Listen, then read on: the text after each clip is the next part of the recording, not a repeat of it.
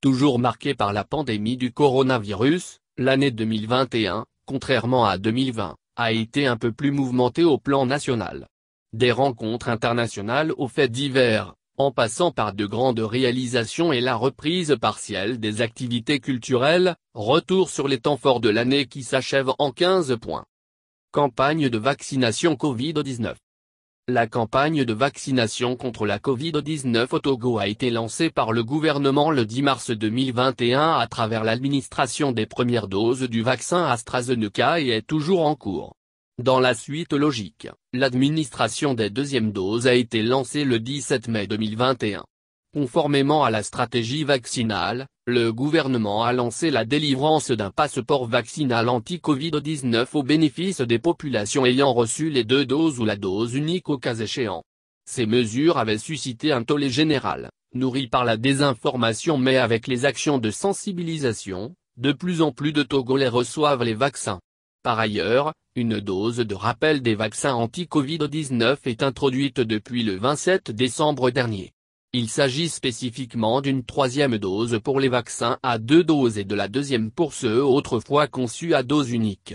Elle devra leur permettre de se protéger contre les nouveaux variants de la Covid-19.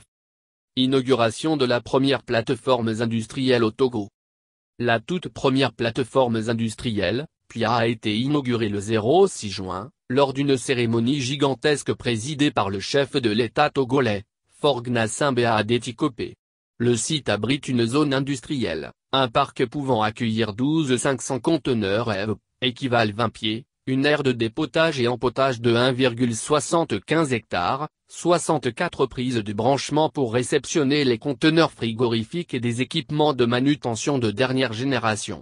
Si 35 000 emplois directs doivent être créés au cours des 4 prochaines années, la PIA voit plus grand, et envisage de porter le nombre d'emplois total à plusieurs millions d'ici 2030.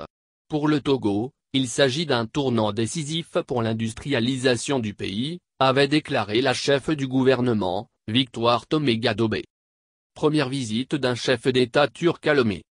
Un président turc a foulé ses pieds sur le sol togolais. Recep Tayyip Erdogan était à Lomé le 19 octobre 2021. Reçu par son homologue togolais, Faure Gnassingbé, les 2 chefs d'État ont échangé autour des questions d'ordre diplomatique, économique et sécuritaire. La rencontre a été immortalisée par la signature de 2 accords. Par ailleurs, en marge de cette rencontre bilatérale avec le président turc, le chef d'État togolais a également reçu la visite de ses homologues du Burkina Faso et du Libéria, Roch Marc et Géorgie pour une séance de travail quadrilatérale de haut niveau. Le Togo victime d'une première attaque terroriste. Dans la nuit du 9 au 10 novembre, une attaque terroriste contre le poste avancé des forces de défense et de sécurité, FDS, du Togo à Sanloaga, zone frontalière avec le Burkina Faso, dans la préfecture de Kpanjal a été repoussée par les éléments déployés sur place. Nous avons vu des traces de sang dans le repli de ces bandits, avait affirmé le ministre de la Sécurité, Yark Damehane. Au lendemain de l'attaque, le chef de l'État s'est déplacé pour encourager les vaillants soldats. 7 militaires togolais tués au Mali. 7 casques bleus togolais de la mission multidimensionnelle intégrée des Nations Unies pour la stabilisation au Mali, MINUSMA, ont été tués le 8 décembre dernier dans l'explosion d'un engin. Leur convoi logistique avait sauté sur un engin explosif improvisé posé par des djihadistes. 3 de leurs collègues ont été grièvement blessés. Au cours d'un hommage national présidé par le chef de l'État, Faure Gnassingbé, les 7 militaires ont été élevés à titre posthume au rang de chevalier de l'ordre du Mono. Grève et sanctions de plus de 1000 directeurs d'école. L'une des affaires qui a fait couler beaucoup d'encre et de salive cette année est la sanction infligée à plus de 1000 directeurs d'écoles primaires et préscolaires publiques.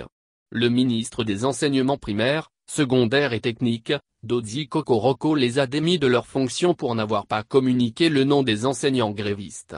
C'était suite à une grève lancée par la Fédération des syndicats de l'éducation nationale, FESEN.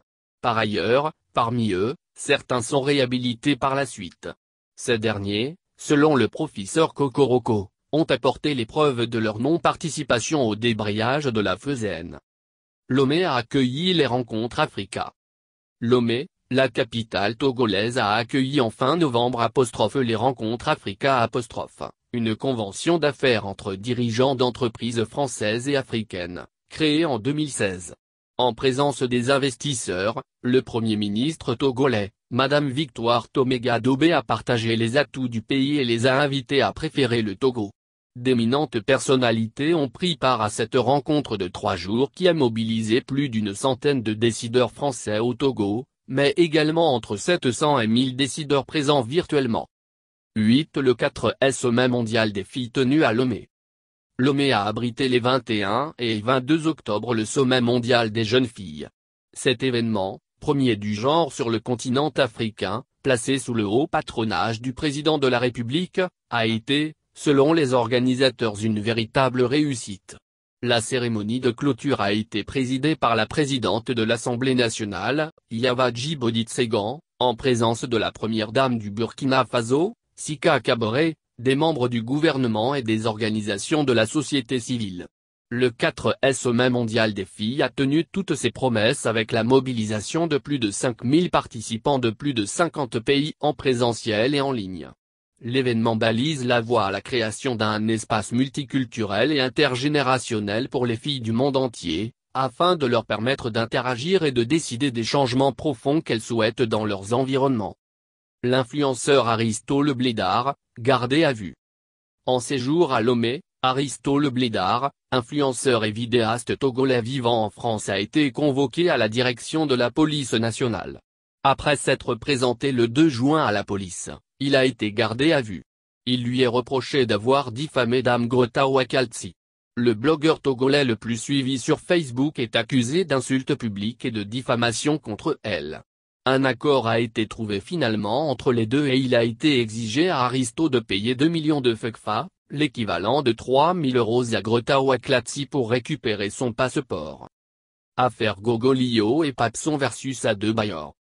Papson Moutité et Gogolio, respectivement artistes de la chanson et humoristes, ont été placés, en juillet, sous mandat de dépôt par le procureur de la République dans une affaire les opposant à Emmanuel Adebayor Cheyi, l'ex-capitaine des éperviers du Togo.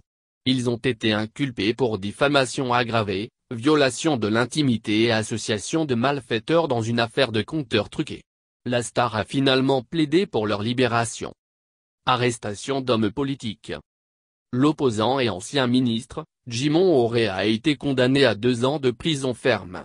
Arrêté le 29 avril à son domicile, le président du Front des Patriotes pour la démocratie, a été reconnu coupable pour outrage aux représentants de l'autorité publique et diffusion de fausses nouvelles et condamné à 2 ans de prison ferme.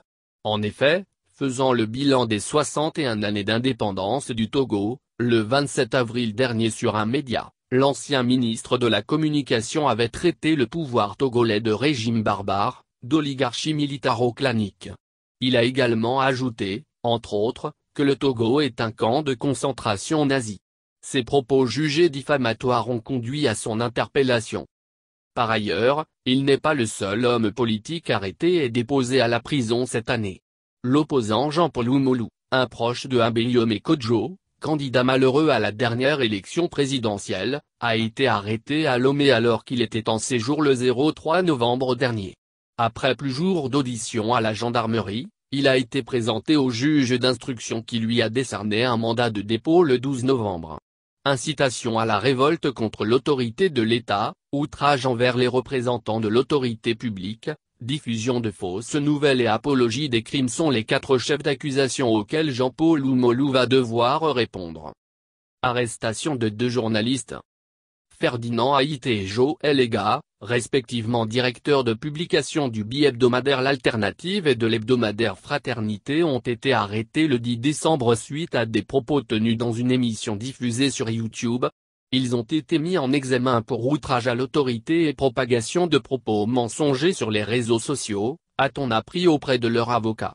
Les 2 journalistes ont été transférés vendredi, 24 décembre, à la prison de Lomé.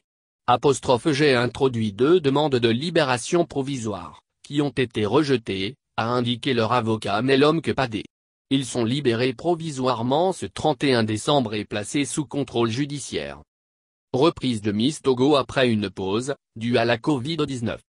Après une pause en 2020 à cause de la pandémie liée au coronavirus, Miss Togo a repris cette année.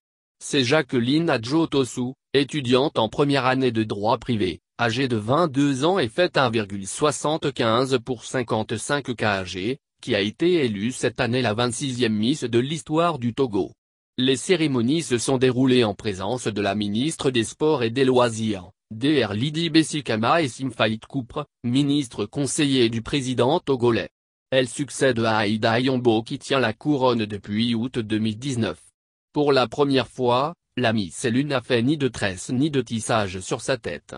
On peut tenter de dire qu'elle est restée naturelle.